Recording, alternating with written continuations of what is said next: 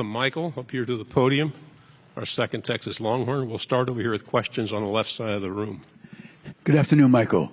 Good afternoon. AP Stedham, AP as we see it. Michael, what's the biggest challenge for the Texas secondary this year, and what are the differences you noticed between the two leagues? Yeah, great question. The first answer, how are we going to handle success? So we obviously had a lot of success. We had the Thorpe Award winner in our back end. We had a second-round draft pick in our back end.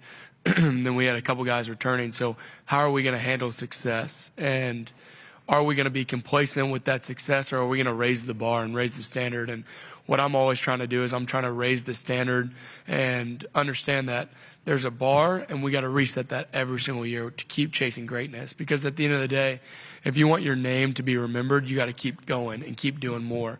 And remind me your second question. Oh, the leagues. The second question is, it's different, right? It's a lot different. There's different speeds, there's different atmospheres, there's different weather. But I know in the SEC, what I can tell you about the SEC is you have to be physically prepared every single game. Your body has to be prepared every single game. And there's no game where you can take it lightly. Right side, fourth row. Alex Byington on three. Michael, Stark has said a few times this offseason how Arch is taking on more leadership responsibilities, kind of taking that role by the horns, so to speak. Yeah.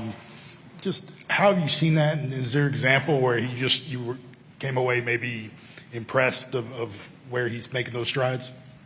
Yeah, Arch is obviously one of my best friends. I was his host when he was a recruit here on his OV, and ever since then we hit it off. And I think the one thing that I respected about him is he would look like an average Joe if you were walking across the halls, besides that he looks exactly like his uncles and his granddad. But he's just such a down-to-earth guy. And how he leads is he gets respect of the locker room. And it's not always the rah-rah guy. You can be a leader so many different ways, but how he leads is he makes a personal relationship with every guy in the locker room and tries to get respect from them. So that's leading by example. That's leading with intention by, sitting with different people at lunch. That's going out of his way to show people, hey, it's nice and it's good to go thank people for holding the doors, or thank people for cleaning up our locker room. And so he leads by example, and he tries to set a standard for the guys, which is really cool. What's the most common question you get about him? I'm sure you get a ton of them. That is a great question. The most common question I get about Arch is, oh man, that's a good question. It's usually more generic. It's like, how's Arch looking? Is Arch the real deal? That's probably the biggest question I get about, is Arch Manning the real deal? And my answer always to that is just let his film do all the talking. Left side on the end. Michael, what's the most complicated pass offense you played against within those two conferences and then through your career, because you were in the playoffs last year against the eventual national champion, Ohio State? Yeah, every offense that I've gone against has given me some type of trouble, has given me some type of misdirection, some type of scheme. And I think that's a respect to our defense, because they do stuff on film that's different than what they've seen, what they've shown, right? And so I think that's a respect to our defense, because we give them something that they've clearly never seen. But probably the hardest, offense that I've gone against is Washington. When Michael Penix was there, Roma Dunze was there, Joan Polk was there. There was guys, Kellen DeBoer, Coach DeBoer was the head coach there. And so that was probably the game that was toughest for me. Right side, third row. Alex Miller with the Bryan College Station Eagle. What did playing in the A&M Texas game mean for you last year, and where did that interception you had in that game maybe rank among your favorite football moments? Top moment of my life, hands down. I was telling one of my friends the other month, I was like, I think that was the coolest moment of my life. So it's up there for moments of life. But I think it's so important to know that we had 13 years of no Texas versus Texas A&M rivalry. and then all of a sudden we get it back, and it's in College Station, it's at Kyle Field, and people argue that that's the best atmosphere in all of college football. And to believe that it wasn't rocking, you'd be a fool, because that place was, I saw like 5 fields when they were running out of the tunnel. Like, it was shaking, it was loud, it was crazy. And it's so good for the great state of Texas. It's so good for college football, because in Austin, there's no pro team. So we are the pro team. The Texas Longhorns are the professional team. And in College Station, obviously the same. And so it's like a rich tradition of just, Texas fans that are going back and forth. And it's so fun for us as competitors. Fourth row, the middle. Tyler Shaw with KBTX in College Station, kind of piggybacking off that. You said it was the best, moment of your life. How much are you looking forward to this year, that game, being in Austin? Yeah, for sure, because I know that they got a taste of being able to, scream for their fans. So the proud and few, the brave Longhorns that went to that stadium, I don't know how they did it, but I'm happy for them that they get to get a sea of burnt orange this next time that we go around. And it's such a fun game. It brings out so much competitive nature out of you. It brings out so much rich tradition and history and rivalry. And that's what college football is all about, is those rivalry games like Texas versus Texas A&M. And Marcel Reed, heck of a player. The guys that they've got on offense, heck of players. So I'm excited. And then, do you mind explaining a little bit about your tie? And just Yeah, kind of for what it sure. means?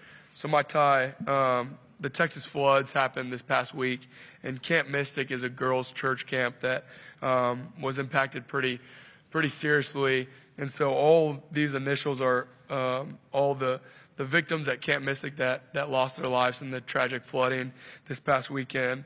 So it's all the daughters, the 8-year-old girls that passed away in the cabins, and then their 2 counselors who gave their lives being heroes trying to save those daughters and those girls, and then the campus, or the camp director who went back into the floods to try to save those girls' lives. So I wanted to remember those victims, because they deserve a light like this. What they did, they should be heroes. They should be remembered. Right side, fourth row. This is going to be a difficult transition. But you mentioned your relationship with Arch, and a lot has been made about your friendship with Cade, growing up and things like in high school and stuff. Yeah. So those are 2 of the top Heisman favorites going into the season. I'm not asking you to make a pick if you had a vote, but what do you make about their cases for that award this year? What are they going to have to do to maybe put one over on top of the other? Yeah, well, obviously this quarterback class is so talented this year.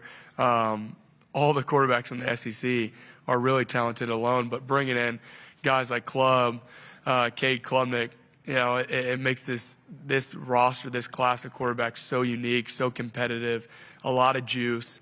But the similarities that Arch and Cade have is they know how to take over a team.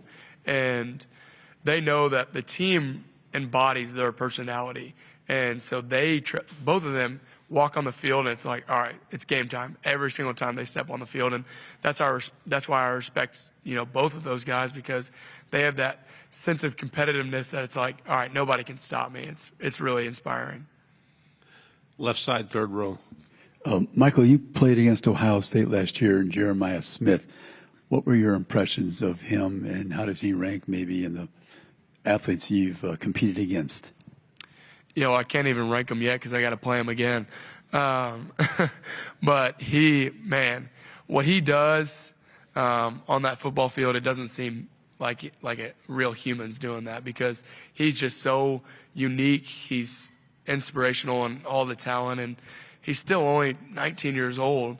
And so it's going to be really fun going against him, because he's a freak of nature. I've watched a lot of his routes, almost all of them, dang near from last year, and seeing how he gets in and out of breaks, seeing how he runs full speed, seeing how he stacks DBs, and then obviously the best thing about him, and one of his attributes, is going up and getting the football. So you can put 3 DBs on him, but if you give it up in the air, he's going to go get it, which is really, really cool.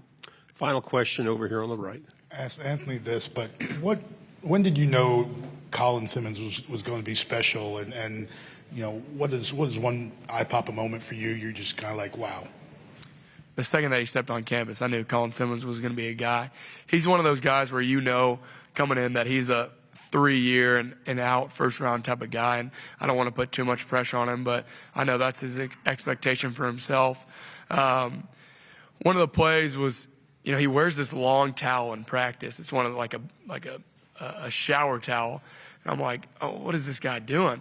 And all of a sudden he runs up with the ones already, one of the first weeks he's out here, and said, "Hut." Second later, he's getting back to the quarterback, and he's giving our left and right tackles, a heck of a day. So it's definitely easier to play DB playing man coverage when you got him going after the quarterback. Yeah. Say what? I don't know. It just shocked my eye. I was like, is it that sweaty outside right now? Like, why is he wearing that towel? But then I watched him, and he got after the quarterback. So I was like, you can do whatever you want as long as you're getting to the quarterback like that. Michael, terrific job. Thank you. Thank y'all. God bless.